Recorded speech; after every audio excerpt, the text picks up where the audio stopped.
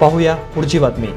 शिर्डी लोकसभा मतदारसंघासाठी शिवसेनेकडून पुन्हा एकदा घोलप कुटुंबियांचं नाव चर्चेत आलेलं आहे। माजी मंत्री बबनराव घोलप यांना 2014 साली शिर्डीची उमेदवारी जाहीर झाली होती, मात्र ऐनवेळी न्यायालयीन कचाट्यात सापडल्याने घोलप यांची उमेदवारी रद्द करण्यात आली होती। मात्र आता पुन्हा बबनराव घोलप किंवा त्यांचे सुपुत्र योगेश घोलप यांना उमेदवारी मिळावी अशी मागणी कार्यकर्त्यांनी केलेली आहे। काही कार्यकर्त्यांनी तर भावी खासदार म्हणून बबनराव घोलप यांचे पोस्टर सोशल मीडियावरती आता व्हायरल करण्याचा धडाका धरलेला आहे।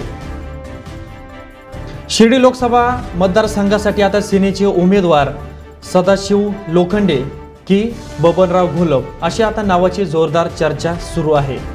मात्र माजी खासदार भाऊसाहेब वागचौरे हे देखील आता अपक्ष निवडणूक लढवणार आहेत। मात्र माझा हा जो काही निर्णय आहे अपक्ष निवडणूक लढविण्याचा, हा निर्णय मतदारांचा आहे।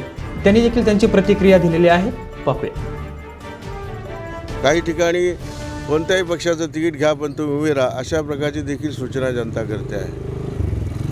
बहुतांशी ठिकाणी अपक्ष राहा अशा प्रकारची देखील सूचना करते आहे।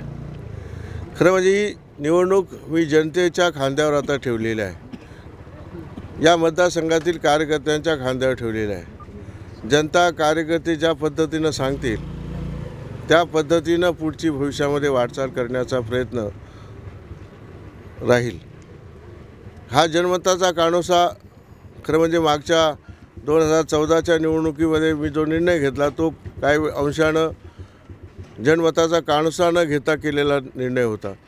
त्याच्यामध्ये कदाचित मोठी चूक झालेली असेल, पण अशा प्रकारची चूक यावेळच्या निवडणुकीमध्ये होणार नाही याची काळजी मी शेवटच्या क्षणापर्यंत घेणार आहे।